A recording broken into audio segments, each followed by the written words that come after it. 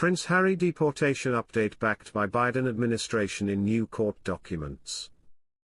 An update about Prince Harry's deportation has been supported by the administration of Vice President Joe Biden in fresh court documents. Since the Duke of Sussex revealed in his book Spare that he had used illegal drugs in both the United Kingdom and the United States, the visa documents of the Duke of Sussex have become the subject of a contentious legal dispute. If the monarch acknowledged to using illegal narcotics before obtaining a visa for the United States, then Harry's drug use might put him at risk of being deported. Welcome to Royal Pancakes. Please don't forget to subscribe and click the notifications bell, so you don't miss any updates about the British royal family. The Heritage Foundation filed a lawsuit against the Department of Homeland Security in an effort to access Harry's visa documents. The goal of the lawsuit was to determine whether or not Harry had lied on his paperwork. On the other hand, lawyers working for the Biden administration have recently spoken out in support of a remark made by a United States ambassador, which implied that the president would not deport Prince Harry. On Sky News, Burley posed the question to Jane Hartley, the United States ambassador to the United Kingdom, about whether or not the royal family was in danger of being deported.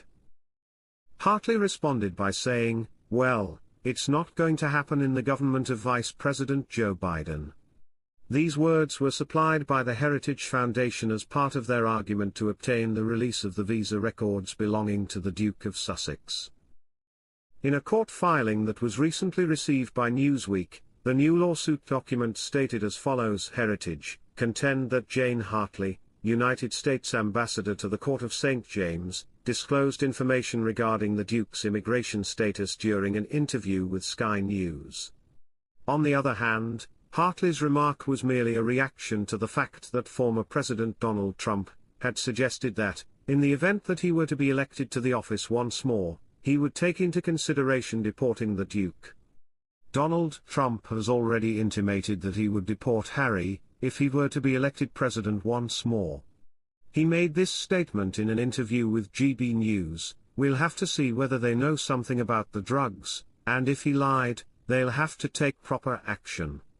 Contrary to Heritage's assertions, Hartley's comments did not divulge any non-public information regarding the Duke's status, and Hartley did not state that the Duke would not be deported regardless of future circumstances, the lawsuit added. Heritage misrepresented the facts. It is consistent with the position that the defendant has taken in this action, which is that the Duke's admission to and presence in the United States implies that there was no improper behavior on the part of the government. Hartley's assertion that the Duke would not be deported under the administration of Vice President Joe Biden is compatible with this position.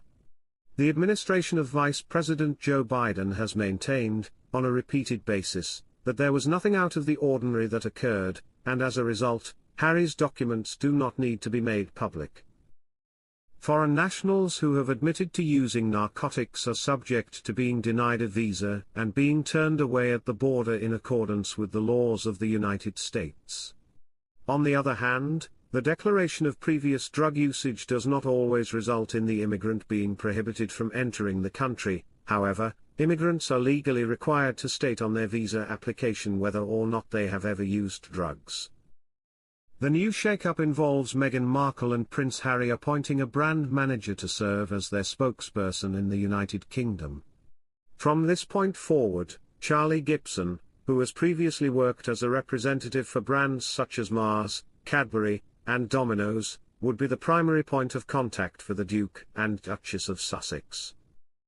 According to his LinkedIn profile, Gibson, who is 41 years old, has been responsible for the launch of wonderful new goodies for Mars, has previously covered Crufts with Pedigree, and has once dressed up as Pudsey the bear for children in need. Alongside the couple's public relations team located in the United States, the new member of the Sussexes team will operate as the couple's primary point of contact for all media outlets in the United Kingdom and Europe. These individuals are based in Los Angeles and include Ashley Hansen, who serves as the Global Press Secretary, and Kyle Bullier, who was just hired as the Deputy Press Secretary.